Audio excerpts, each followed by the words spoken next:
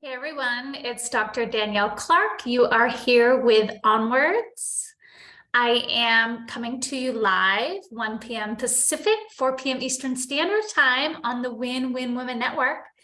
No worries at all. If you're catching the replay, it is the same good information and the same good energy. For those of you who don't know me, I am a psychic medium. I am an intuitive life coach and a business professor, writer, blogger, and so much more. Today, we are here focused on creativity, how to spark your creativity. I'm guessing if you found me in this video, maybe you're in a slump, maybe you're feeling stuck, maybe you don't know where your creativity is, and that's okay. I am here giving you positive vibes and love and some things to consider as you reignite your spark, as you find that creativity. I'm a creator myself, hence this amazing show. I'm biased, but I'm going to call it amazing, right? And like I said earlier, I blog, I write.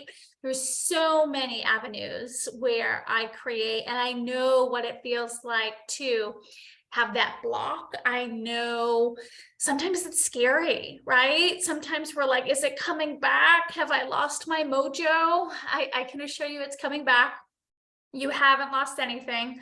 Creativity, like anything else, it ebbs and flows. Me too. So let's get into it. Let's get into it. You have found this video in perfect timing. The world needs whatever it is that you are offering. Maybe it is a soul-centered song. Maybe it's a painting. Maybe it's a book. Whatever you're creating. And it doesn't have to be for anyone else other than you, right? It's still meaningful if it's your words and only you get to see it, because that's still beautiful energy coming your way, right? So it doesn't matter what has inspired you to come here. What you're creating matters. Inspire. I love that word, inspire. There's spirit in there, right? Anytime we honor our spirit, we are creative. Doesn't necessarily have to be something artsy or musical either. Maybe you're just redecorating the house. That takes a creative edge, right? Maybe you're stringing words together for your next speech at work. Creativity can show up in so many ways. The first thing I want to encourage you to do, you're here, right? So you're like, okay, I want to spark some creativity, is I want you to get honest with yourself. Might be a lot to do right here, so maybe just kind of put down a note, right? But get honest with yourself. What might be holding you back? And sometimes this comes quick, or sometimes this takes a week, this takes 2 weeks, this takes a month, right? Maybe you need to ask yourself the question every day, right? As a part of your meditation, as a part of your nature walk, what might be holding you back? And this is where some self-tough love is really critical. You need to get honest with yourself, right? There's so many different things that can impact our creative juices. And one of those things can be our health, our physical health, our mental health, our spiritual health, right? So get honest with yourself. Ooch, I haven't been sleeping as well as I could or should. I've been staying up playing video games. I've been staying up stressing, right? Whatever that is. I've been eating a lot more carbs than I usually do, and I haven't had a lot of Mother Nature in me, right? So whatever it is, just get honest with yourself. Now, that doesn't mean two things can't coexist, right? You can still not be doing great physically. Maybe you're recovering from an illness. Maybe you have a chronic condition. Like, I'm not saying creativity and stuff don't coexist, because they do. And oftentimes it is our adversity, it's our pain, it's our struggles that bring out some really amazing creative stuff. But just do an inventory. What could be holding you back, right? And that's an important list for you to start working on, right? If you're working 12-hour days and you're ending your day with a headache and feeling depleted, well, yeah, right? Of course, your creativity isn't as free or available for you. So that's the first thing. No worries at all. If you can't identify, you're like, things really haven't changed. I have extra time and abundance in my life and things still aren't flowing. That's okay too. Sometimes there are forces greater than us working, and that's so important for you to understand. Well, I am a big advocate for us reflecting and trying to put puzzle pieces together. Sometimes we can overdo it because the reality is we're never going to have all the answers, right? And so sometimes we just need to accept where we are, right? Okay, this is a funky, dry spell for my creativity. I can usually do my actual puzzle really fast and have a good time, and I haven't been able to put those puzzle pieces together literally, right? Or enjoy what I'm doing.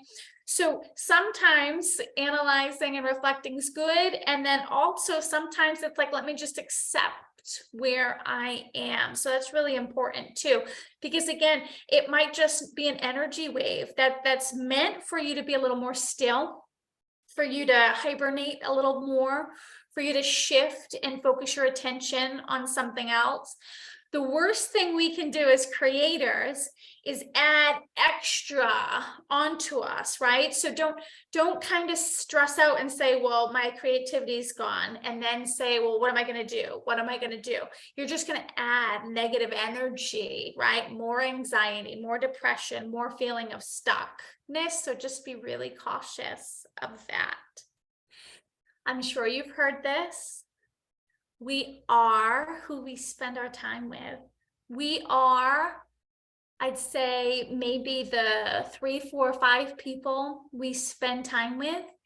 And so this is a good time for you too, right? If you want to get that creativity back, just take a look around you. Who are you eating lunch with? Who are you hanging out with on the weekends? And what are they adding to this creative you, right? Because if you're around somebody who's doing gloom all the time, or if you're around someone who's been going through a really hard time and it's been more focused on them and what's happening in the practical world, well, yeah, that's going to stifle some creativity. So keep focused on that. And that doesn't mean you just ditch everyone in your life, but there might be some boundaries you want to put in. There might be some pivoting of conversations, right? Derek, I love you, but every time we've been hanging out lately, it's about the breakup. And I just want to kick back and talk about something a little different. Can we mix it up today? I read this article. I'd love to talk to you about it. Sometimes you need to spark that change and just pivot the relationships, right? Pivot the conversations, pivot the activities, right? Your friend is like, hey, let's go drinking at Chili's again, right? It's like, is that sparking the most creative you? This is something you want. You came here today to be with me, to have your creativity sparked. You need to start pivoting. Hey, I'd love to hang out with you. Drinks doesn't sound too great. And we've done Chili's like 5 times already the last few months. Can we try somewhere new? Can we do something new, right? So consider all of that as well. And we are the habits in our life as well. So let's think about this too, as it relates to what might be making you feel a little extra stuck when it comes to your creativity. What are your habits? One, if you're doing the same thing over and over and over and over again, day after day, that might be stifling creativity depending on what it is, right? So you might need a disruption. You might need to change even the micro things, right? I promise you, try this one out. If you typically brush your teeth after the shower, I want you to start brushing your teeth before the shower. It's going to feel hard and it's hard to break that habit. But that's a great one that puts you in a power place and it gets your mind and your body reacting differently. Go through your day-to-day life and see where you can make those micro changes either. Because if we have all of these mundane habits and we're not switching things up, it's easy for us to fall in a rut. And that's not what we want. We want newness. We want innovation. We want motivation. So start changing things up and get honest with yourself, right? Are you on social media a half hour, hour a day looking at other people's creativity? Right? That's a bad habit. We can absolutely learn from others' creativity, right? In fact, leaning into people in our industry, what's so-and-so doing? How are they doing it? It can provide really valuable spark for us, but there becomes a tipping point where it's not healthy or it's not sparking for us. It's almost like the easy out, where we lean too much into what somebody else is doing, and that time and that energy we're spending on somebody else supporting their content is taking away from us creating what we want to create, regardless of what that is. So keep that in mind. Be very mindful of social media as well. And just look at any other habit that might not be serving you.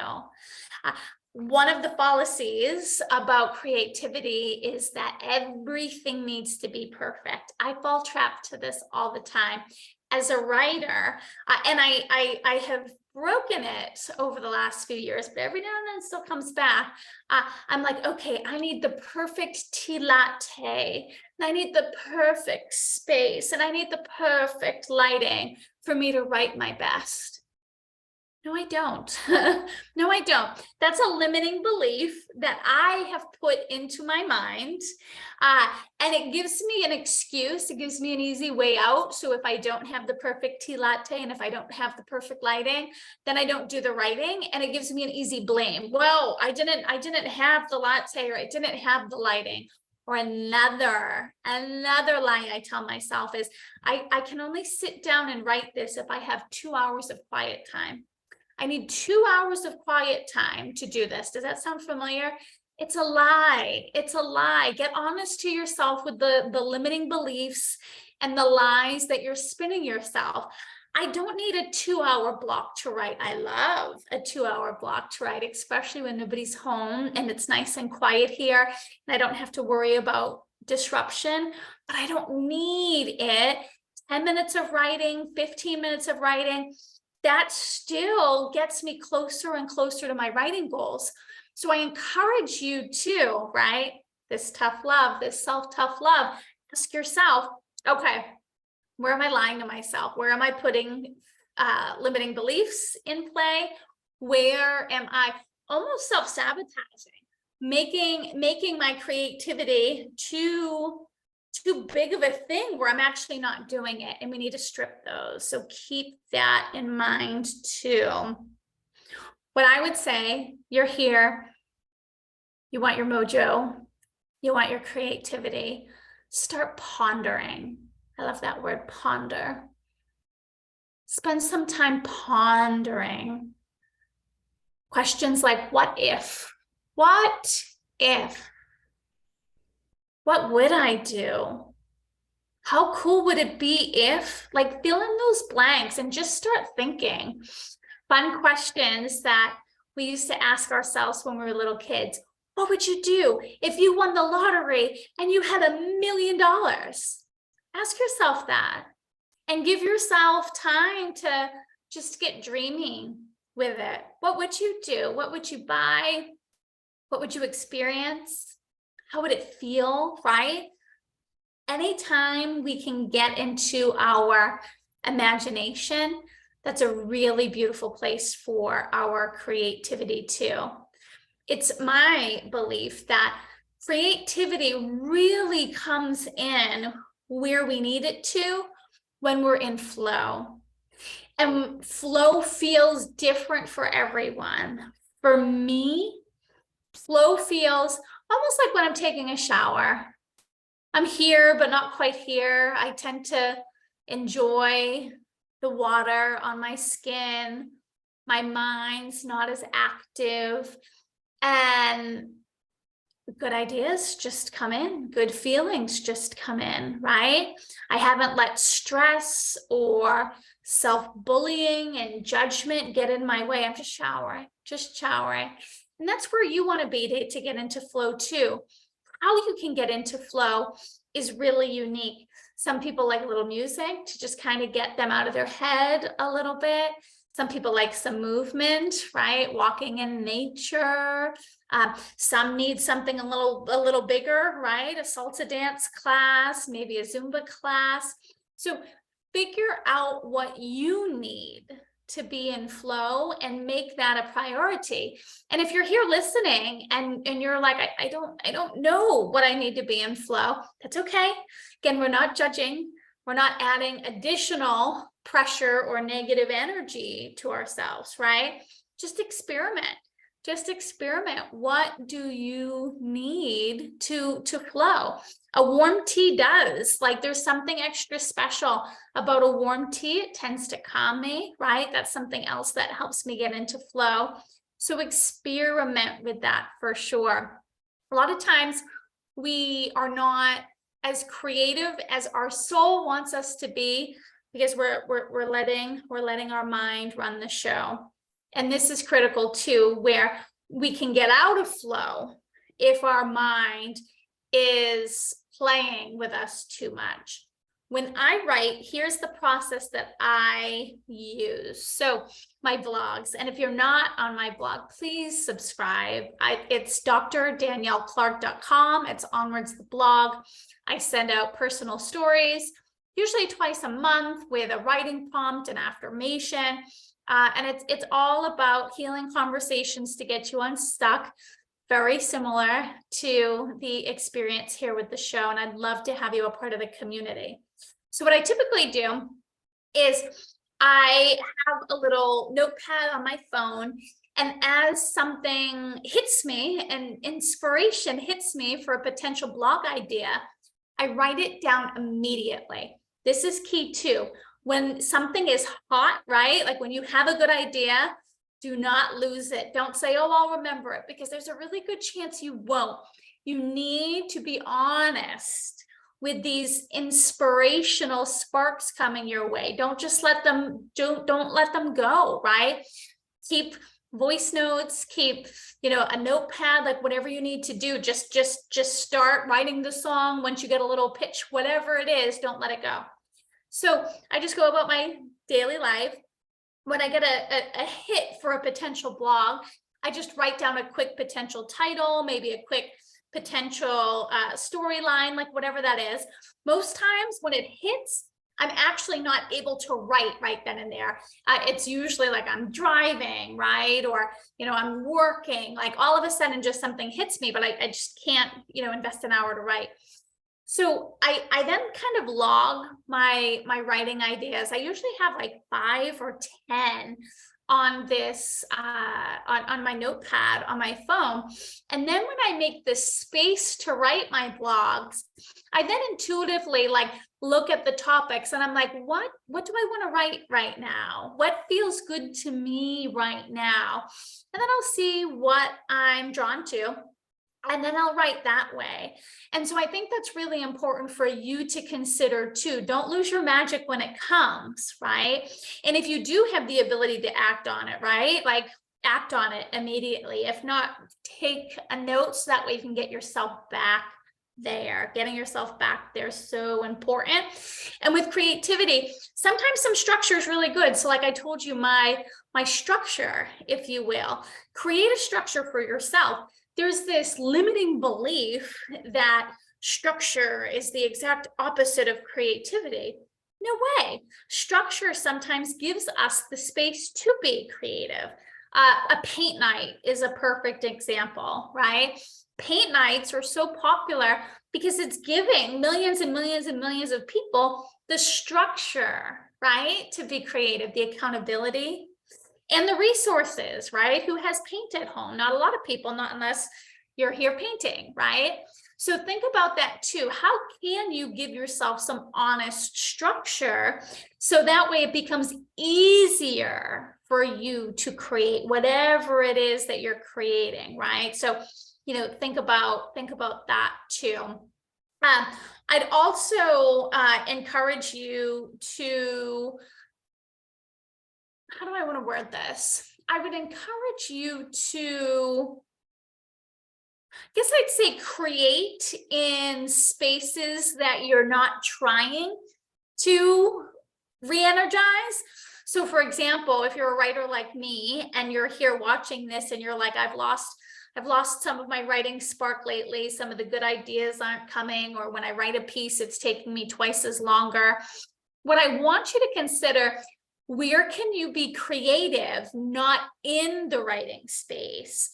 Where can you spend some time? Maybe it is painting, maybe it is music, maybe it is, right, fill in the blank. Whatever that is for you, I find sometimes if we step away from the things we're trying to create, we give it a little space, right? A little space to grow, a little space to do what it needs to do, and we come back to it, the energy is better. So we never want to force our creativity, right? It just doesn't work that way. But that also doesn't mean we shouldn't be disciplined. And again, this is another limiting belief as it relates to creativity, right? Just kind of going back to that structure. You should be setting aside time every day for your passion project. Sometimes it's going to flow, sometimes not so much, but build that muscle. It's not about, I'm going to do this when it's the perfect timing and the perfect idea hits me. It's not going to happen that way. My memoir, right? It took me years to write. And some days I wouldn't want to write, but I would sit at the computer. I wouldn't force myself though, but I would get honest with myself and say, okay, Danielle, you were going to be here from 10 to 10:30 minimum. See what you can do. And sometimes that half hour sucks. Sometimes it would be 2 sentences, 3 sentences, 4 sentences. But sometimes I'd start off stuck and saying, this stinks, nothing's flowing. And then at minute 20, all of a sudden, things are flowing. And I've got 2 paragraphs, 3 paragraphs, 2 pages, 3 pages moving. So do ensure that you're not confusing creativity with no structure or discipline. I think that's really, really important. Have fun. Have to say that, creating, right? It is a beautiful expression of you, of your soul, right? Have fun. Today I went for a walk, and I don't know why, maybe in prep of this call, or maybe I was just being silly, but I was picturing all the houses in my neighborhood purple. And it was silly. It was fun. It was fun to see these houses all purple. I almost felt like I was in a weird Smurf village, even though I know the Smurfs are blue. But yeah, just have some fun, whatever it is, have some fun, and see where you might be able to find others. Again, we're going to go back to that community, right? We are who we spend time with. See where you can find others who are looking for the exact same things you are. Now, if you're a writer, that doesn't mean you necessarily have to find a writer's group. You might be able to find a group of, or create a group of creators that just have similar goals to you, right? Just wanting to have fun and create a space of love and creativity and innovation. But find your people, right? Again, whether it's a workshop, whether it's just you kind of maybe putting together a support group, because there's so much inspiration and motivation that we can get from others. And sometimes collaborating is what we need. I never would have finished my memoir if it wasn't for the multiple people that helped me on it. My editor, I had a book coach of sorts, just beta readers, and it was their energy for my project. And it was their new ideas for my book that really kept things going. And don't discount the power of people. Sometimes it's so hard for us to do things for ourselves, but when we're doing it for somebody else, it's a little easier. So ask yourself then, what can you create for someone else? Like if that's the spark you need right now, right? What can you create for someone else, right? Like what experience, what song, what blog, what movie, like whatever your thing is, how could you be of service? And I think that's really exciting to consider too. And once you're working for someone else, you might find that you're working for yourself too. As always, like breathe this in, take what serves you, ditch the rest. Take what serves you and ditch the rest. I hope this has given you a few new nuggets to consider as it relates to sparking your creativity. And whatever you do, don't let anyone tell you that your project, that your passion doesn't matter, because I'm here telling you it does matter. This is your soul. This is your health. This is your expression to the world. And so know whatever it is you're working on, whatever it is you will be working on, I am sending you love and light, and I believe in you. This has been so fun. If you're live, hang tight. I am going to offer free psychic readings to help you on your creativity journey. There might be something I can tap into for you that will give you some personalized advice. Again, no worries if you've got the replay. It's the same good energy and information. If you do ever want to hop on, it's drdanielleclark.com. You just click onwards the show. We are here every Friday, 1 p.m. Pacific, 4 p.m. Eastern Standard Time. And so it is. All right, take care, my friends. And remember, it is the cracks in your heart that let the light shine through. Be well. Onwards.